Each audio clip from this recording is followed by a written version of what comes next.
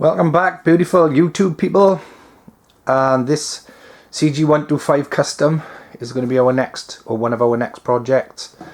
I picked this up as a part X for another bike.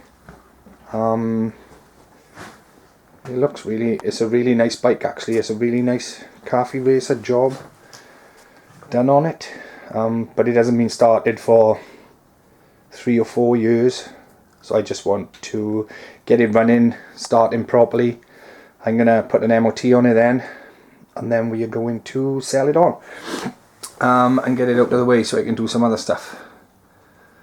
You see the pinstriping on the actual tank, and I mean on the mudguard as well.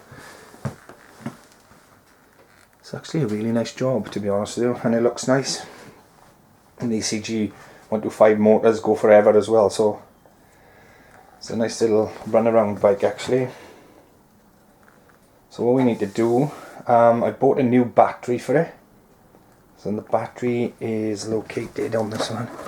It's located under the seat, underneath the seat cowling. So we're gonna wire that up properly. I think we'll take the carb off then,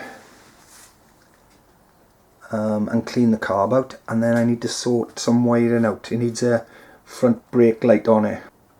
So without further ado, we're going to get on and change the battery.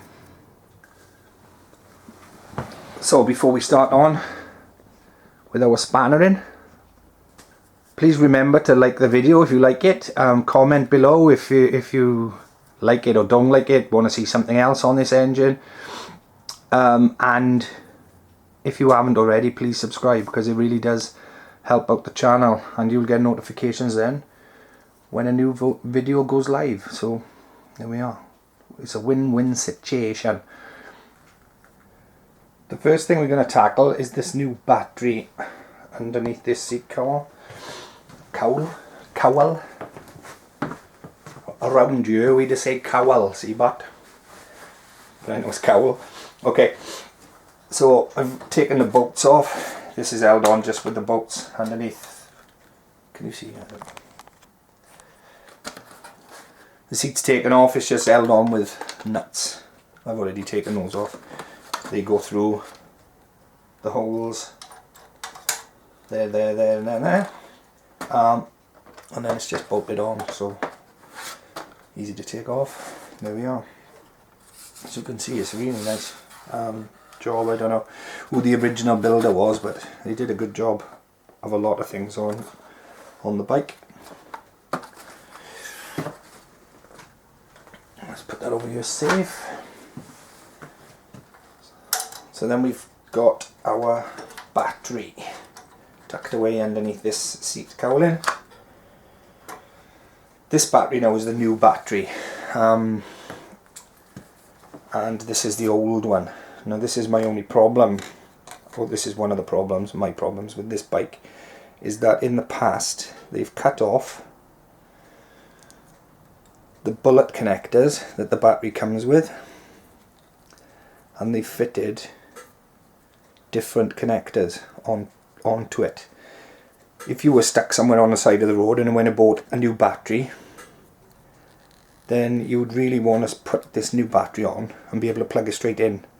But because of these modifications, it stops you from doing it. So in my eyes, this is a no-no. So what you should do really is put bullet connectors into this, and then have that connected to your earth frame on the frame. And then if you change the battery, then you can just plug it straight in, and you would away. So obviously that's the first thing we need to sort out. So we're going to cut these connections off the old battery, and then we're going to put bullets that fit this onto it, so that we can just plug it straight in the future. So we're going to cut these connections off. So that's the one for the earth, and then we're going to cut this spade off the old battery,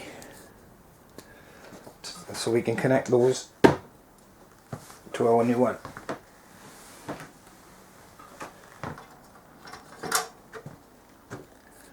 So there's our new connector. It's a little female connector. I'm just going to make sure that it fits onto the battery wire first, just to make sure it's the right ones. So that fits nicely. So we just need to crimp that onto our wire there that will be connected to the bike. Oh, make sure that we put our little plastic cover on there first. Then we just need to crimp these crimping connections on. It's always a nightmare, to be honest though. They never go the way you want, but as long as they don't pull off. It's just a matter of crimping this on now, so we just want to crimp it on there like so. So I'm going to do that one. Okay, so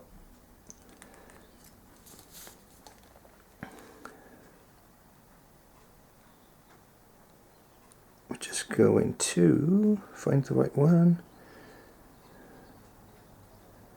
and crimp that on. Just so you can't see that, can it? So can you see that? We're just going to crimp it on until, slowly but surely, until it crimps on the copper wire, the small bit, see? And now, if you pull it as hard as you can, it won't come off, and that's a good seal. Can you see that? I'm showing it to the screen and on the camera. I don't know, I'm not sure if it'll focus in on it, but there we are. Okay, then the outer bits, then they clamp around the actual insulation, so get those on the insulation like that, and then squeeze it down like that. And that's it. It's not coming off there. Not for a while. And we got our little plastic connector over the top, so there we are.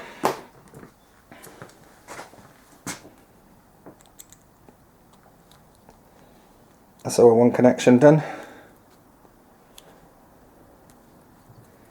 Then we're going to connect that to the earth on the bike, so it's earthing through this nut here. And we're just going to earth it onto this bolt.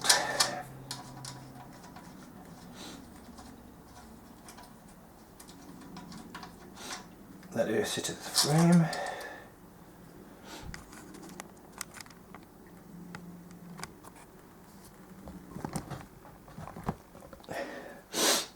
There we are. So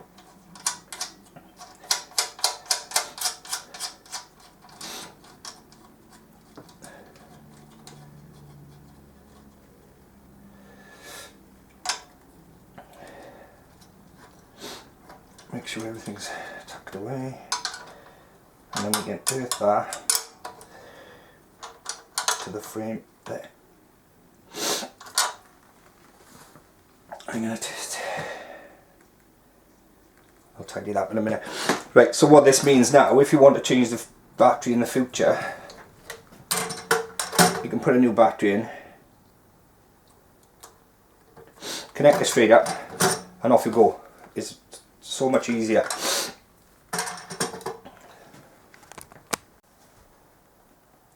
I'm gonna put a bit of grease on this earth point now. A bit messy, I know, but I'm gonna put some grease on our electrical connection. And what this will do is stop it from corroding and having a bad earth. We just don't want it to go all corroded up. So, and then we're going to put a washer on it, on there, hopefully stop it from twisting too much then.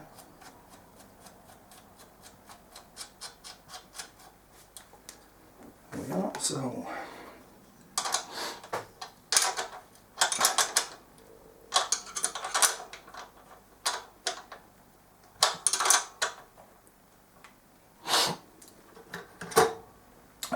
that's our new battery earthed.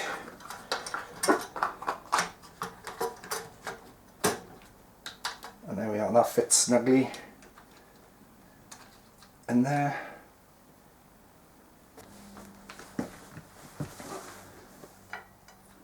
With this positive lead now, so we've got a female bullet connector, and then there we've got a spade, but this goes into a connector block here where they've just stuck it into an electrical connector block. So we'll take advantage of that, and we'll put a male bullet connector just straight into this connector block, and then we'll be able to connect that up. Alright, so I prepared my little bit of wire. So there we go, that's my male connector on, and then I'm just going to put the plastic over. So there we are, and then just going to throw that away, and then put this into, I know it's not specifically the right way to do it with the connector block, however, there we are, that'll work. So now you come to change your battery, disconnect there, change your battery, connect it back up, job done, you're on your way. So that's a lot better if you are going to build these custom bikes. Then yes, it works, and yes, everything's okay with it, but do think about, especially like things like batteries and filters and things, is think about if you need to change it, or if you need to change a tyre. How are you going to get the wheel off? Is there anything restricting your movement? It's all well and good to say, oh yeah, I'll just do it in my garage or something, but the reality is sometimes you're going to need to do it on the road, and things like that would mean that you've got to get recovered rather than just go and get a battery and do it, like if you haven't got the tools with you, obviously. Okay. Next thing I need to do is just to remove the tank. So I'm going to take the carburetor off. So to remove the tank on this, it hasn't changed from normal. There's a bolt that goes through there. Actually there's a stud and then a nut. So no, oh no, I've put the bolt back on. So that's just resting on the top there. You just take that bolt out then, and then disconnect the fuel line from there. And then these tanks just pull backwards off the lugs, and then you can remove the tank. So we're going to get that out of the way, put it somewhere safe, like on the floor, so it can't fall off. And then I usually cover the tank with something. I've got these, sorry, spinning around. I've got these protective like cloths, and cover the tank so that if you drop something it doesn't mark the paintwork. Trust me, I've learnt that from experience. So there we are. Okay, so the next thing we have to do is we're going to remove the carb. So we're going to take the throttle cable, slide out of the top of the carb. This, remember, only goes in one way. This is covered in, yeah, it's got a varnishy smell to it, so it's gone off petrol. So we definitely need to clean this carburetor out. So we're just going to put that somewhere safe there, so we don't bend the needle. Next thing we need to do is to remove this cable from the pump. So we should be able to take that out through there, like that, and then it might be worth just undoing that screw. Okay, just going to take this bracket off with the cable on it. So there we are, and then we're not messing up our adjustment on this either. So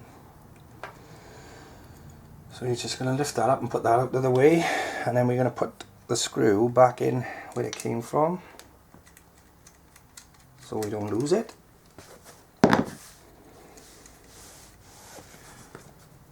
And then to take the carburetor off is just 2 nuts. This one here, one on the other side. So I've already taken the one off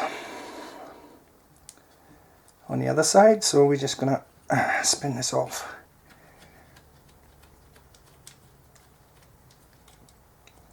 There we are, and then we're going to pull the carburetor off, disconnect the overflow pipe, like so. This didn't want to come, but there we are.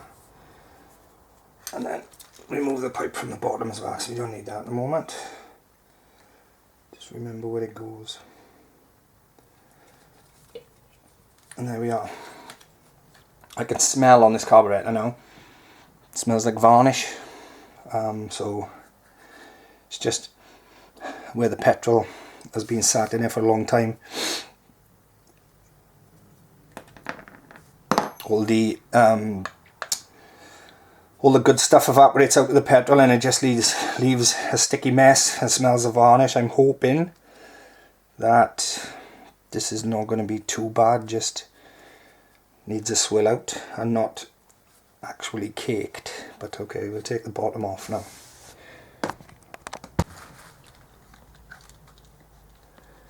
We're going to remove these 3 screws there.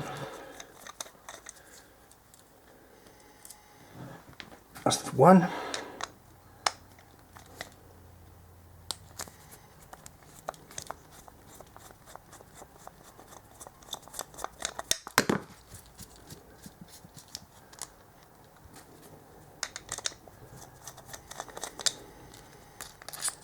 Two. I wish you had smell-o-vision at the minute, because it just smells like varnish.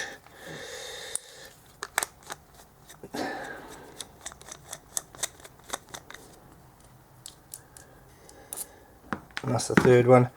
It's the moment of truth, where we take the bottom off.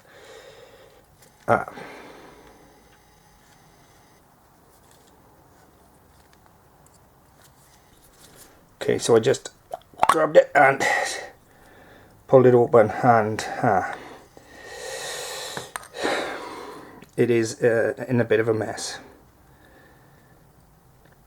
As you can see, all the good petrol have evaporated off, and the main jet is all covered in stuff. So I'm gonna have to, you can see that where the brass is corroded, and that green stuff is called verdigris, and that's corroded all our main jets. So we're gonna need to take the jets out and put them in the ultrasonic, and then make sure they're clean, and then put them back in.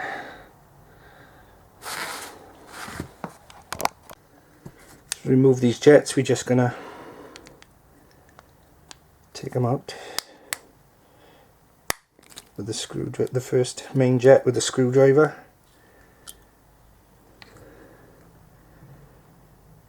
If you hold it to the light, you won't be able to see it, but if you hold it to the light, you can see if it's blocked. It does actually look like you can see through it, but okay.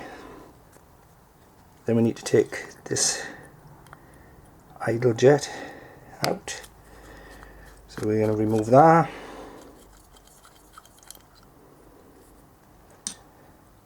to clean it out, and then we're going to remove this. To remove the float, we just need to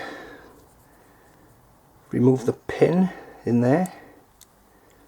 That'll come out quite easily actually. So if we pull the pin out through from there like so, then we can take the float out. And then this is your needle valve then that shuts off the petrol when the carburetor is full. Make sure that there's no damage to the little rubber point on the end, because that'll make it leak. So there we are. So that's our float, and well, check your float when you take it off. Make sure that there's no petrol inside it, because that'll make it say that you've got a hole in it. I know it sounds thing, but I have seen it. Right, so there's our carburetor, which is a bit gunky, and there's the bowl, which is very gunky.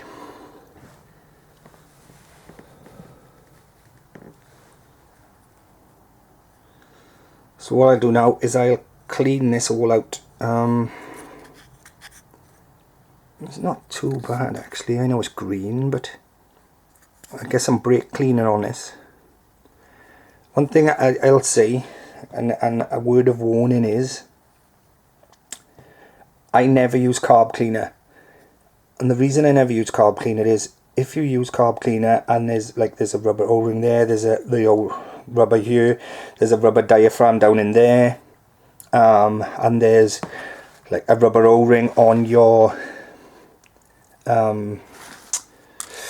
idle adjustment in there. There's a O-ring down in the bottom of there, also a rubber there. Okay, I could go on. Every piece of rubber needs to be removed if you're going to use carb cleaner, because carb cleaner just disintegrates rubber. So I never use carb cleaner, always just brake cleaner, and I find it works just as well, perhaps even better sometimes. So just bear that in mind. Okay, I'm going to go and clean this now, and then I'll show you the results afterward.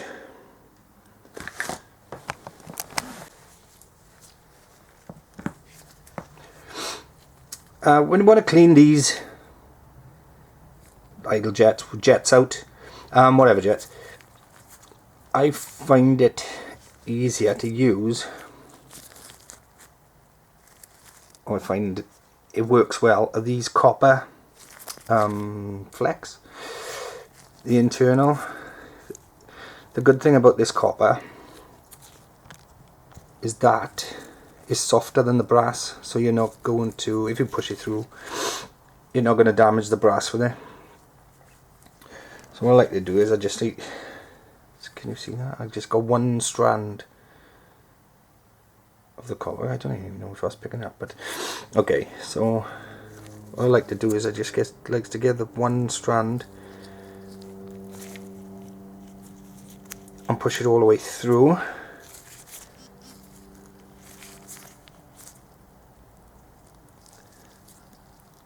Like that, if I can get it all the way through. That's lengthwise. There we are. Once I get it all the way through, if you put some kinks in the actual copper wire, when you drag it back out, it scrapes the side of the jet, and then if there's any like deposits or dust in it, then like I said, it'll pull it out. So if you just like kink it all up like that, when you pull it back through, it scratches the side of the brass jet. If you use steel, or like you can get small drills, if you use that to clean the jet out, there's a chance that you could affect the actual size of the jet hole, which is only very small in the center. So like I say, if you use the copper wire, softer than brass, and then you won't damage the inside of the jet. I'm just using some of this scouring pad to clean up now the top. Just make sure there's all this furry stuff is out.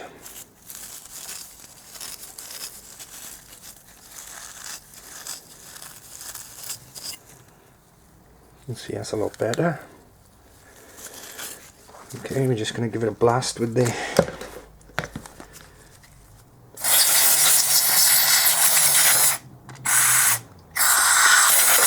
brake cleaner.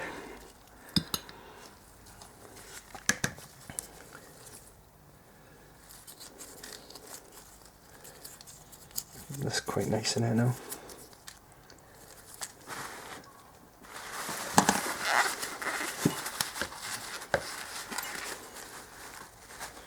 Oh, you can see the difference here.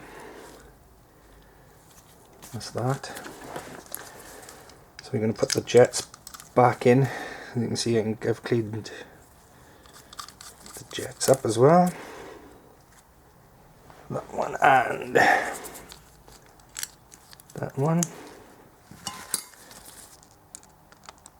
Just going to spin them in.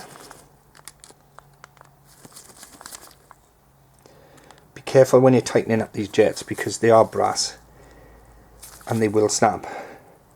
So you just want to nip them. Don't over tighten them. I'll tighten this one with the spanner, 7mm, that's the one. Yeah, just be very careful.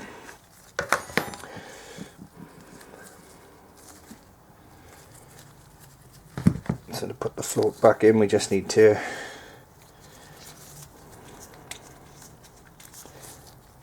put this needle jet in the float like so,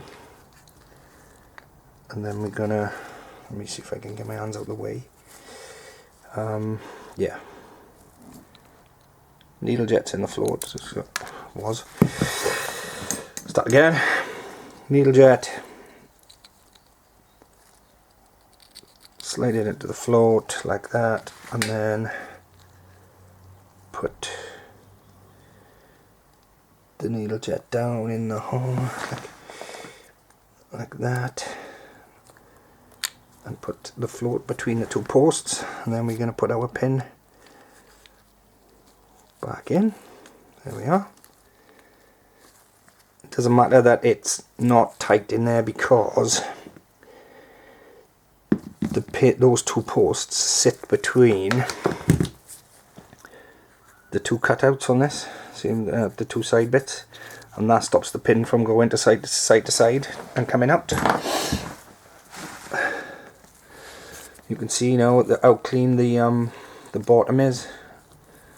I mean, it's not perfect, but you'll never get it perfect, but get out as much as possible. So we can put that back on our carburetor now as well. Just this way, just put that together. Make sure everything lines up. There we are. And then we just put our screws back in now.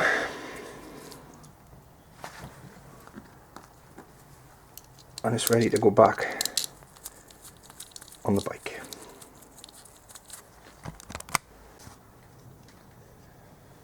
Now that our carb is all clean, we're going to refit it. So we're just going to put it back on there and tighten our nuts up. One on this side and one on the other side. I'll just nip those up now.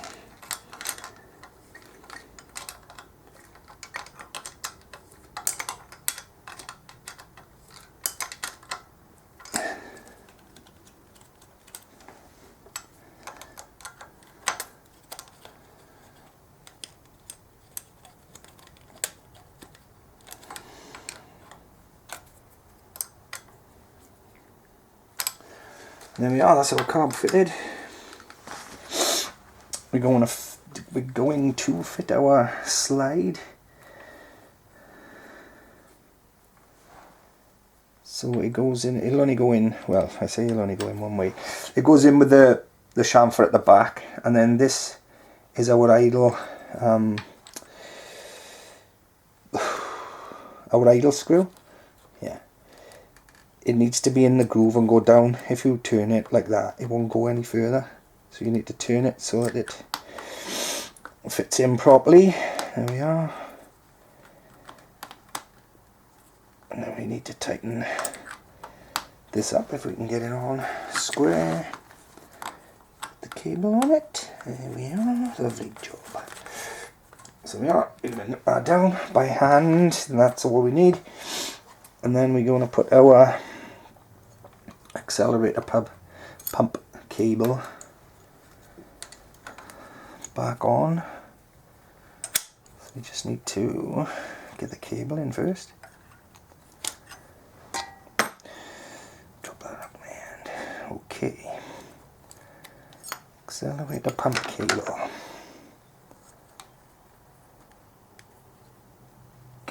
It's hard to keep my hands out of the way, really, but I think trying to do it without keeping my hands in the way. Right, okay, so we're going to put that in like that and run it around, and then we're going to take that screw back out of there and put this back on like that.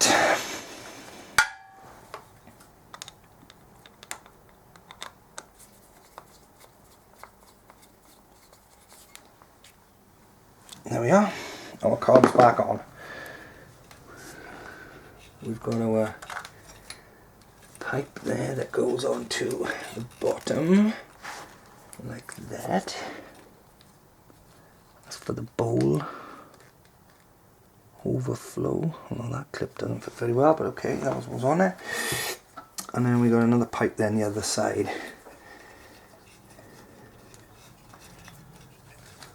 for the overflow up there, like that. There we are. And that's our carburetor refitted. I think what I'll do is get it, because I'm going to have to drain the tank and swish it out. So I think what I'll do is I'll remove this pod filter in a minute, if I can. There we are, that's not too bad. And I'm going to get some starting fluid. So that's a manual choke in here. Okay, that's the manual choke in the back, right. So what I'm going to do, I'm going to get some starter fluid and see if we can just start it now that we've cleaned the carburetor. If it starts, then I'm nearly there.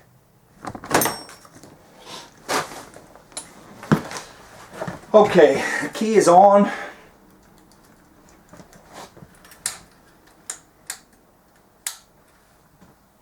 All works. Indicators work. Right, okay, so let's see if we can start. Just gonna move it over a bit. I guess I don't know, like I say, I have no idea how long it's been since it's been started, so let's see if we can start it. Sounds like it wants to start.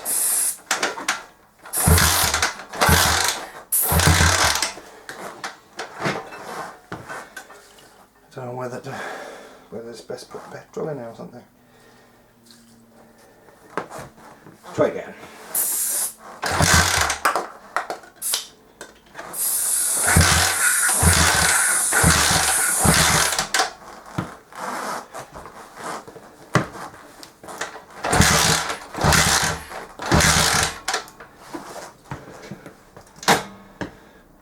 Nothing.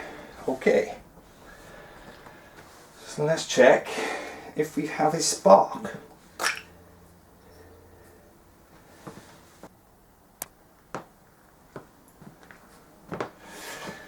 Right, let's check if it's got a spark. We're going to take a spark plug out.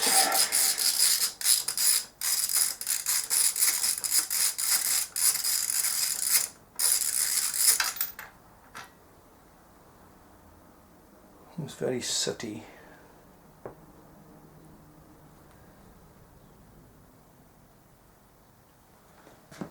Don't know if the jetting's right enough. Okay, let's see if we have a spark. We'll hold it on the frame to earth it. Switch our key on. Maybe we'll kick the skips on it.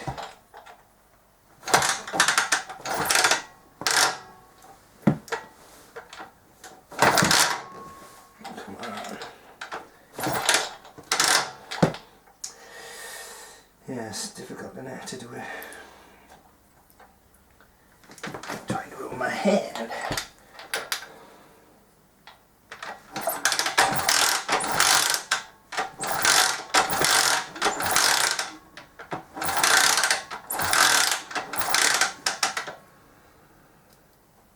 I haven't got much of a spark there, to be honest with you.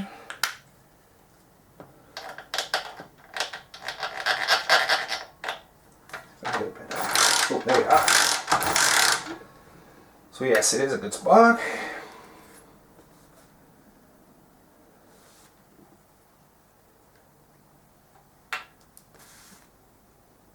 So there shouldn't be any reason why it won't start.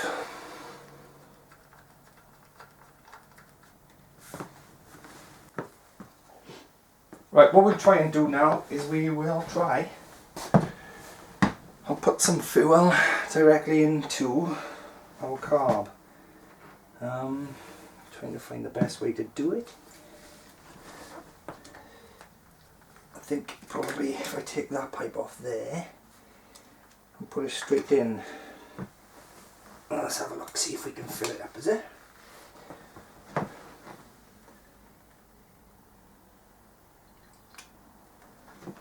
There we are.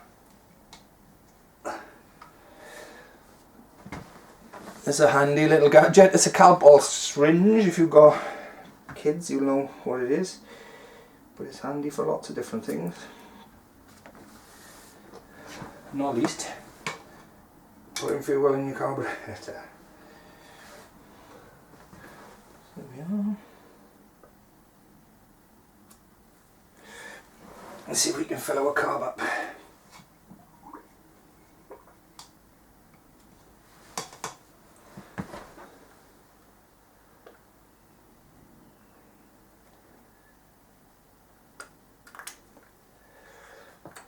A bit messy.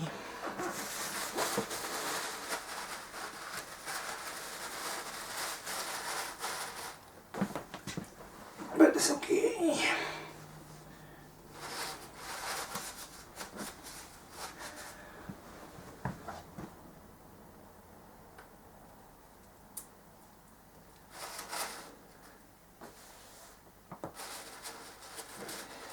They don't seem to be going anywhere anyway, so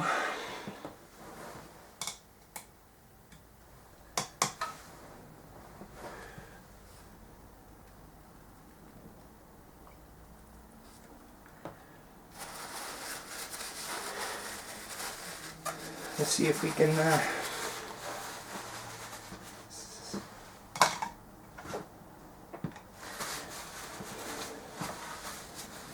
get any movement out of that, is it? Let's switch it on and let's move this tub of petrol before I kick it over. Like that. I don't know what's wrong. There's something wrong with this switch, I think. I need to sort that out. Okay, so we've got a neutral light. It's down here. Let's give it a bit of throttle. And let's see. Oop, there we go.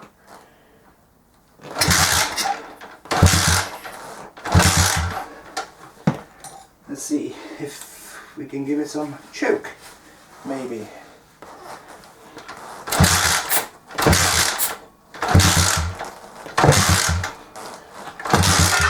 Whoa! Whoop, she wants to go.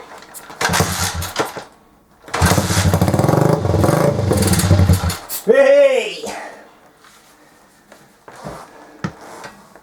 A little bit. Throttle. Oh no.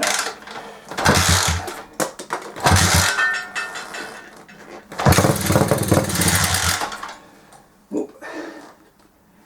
Half torque.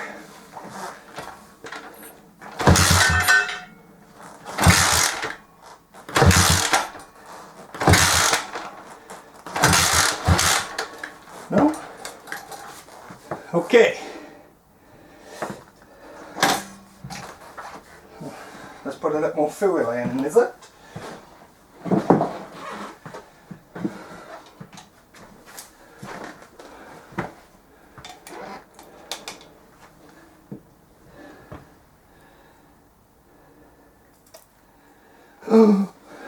Just take your time, innit?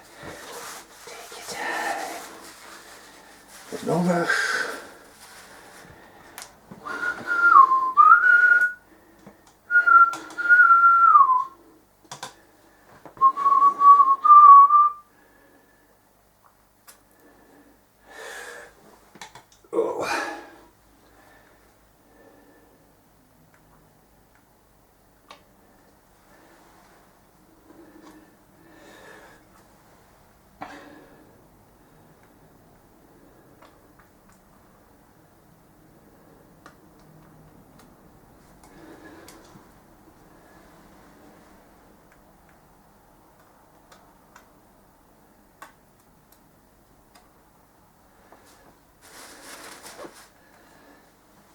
Still taking the fuel, which means that I haven't shut the float off yet.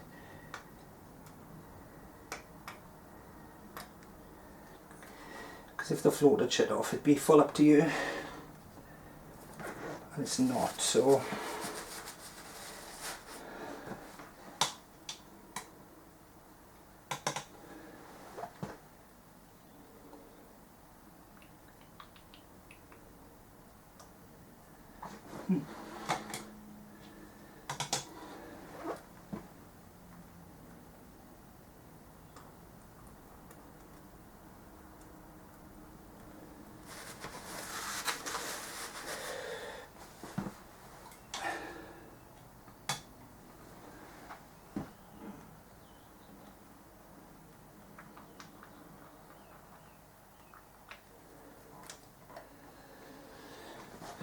and this is filling up the engine. Then the thing is, these are only 5 millilitres at a time, so it isn't actually that much.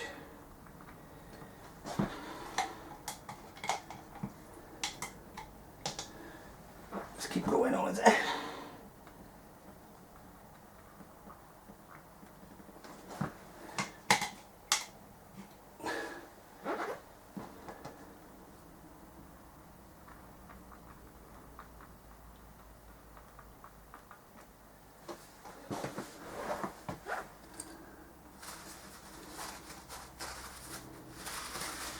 Okay, let's see, is there?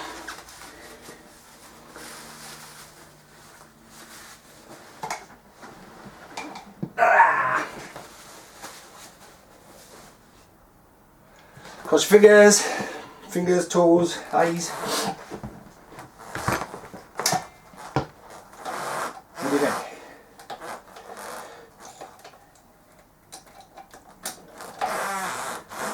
Out my way. Okay.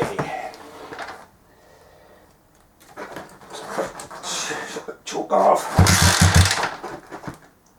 A tiny bit of throttle.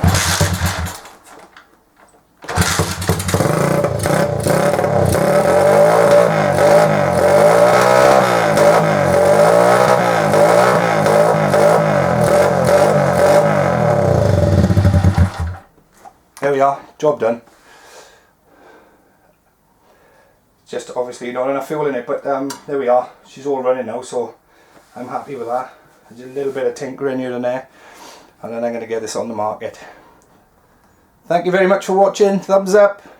Again, if you like the video, click the like button. If you haven't already, subscribe. I got loads of projects, and if there's anything you want to see me do, then again, leave a comment. Thank you very much. Have a nice day.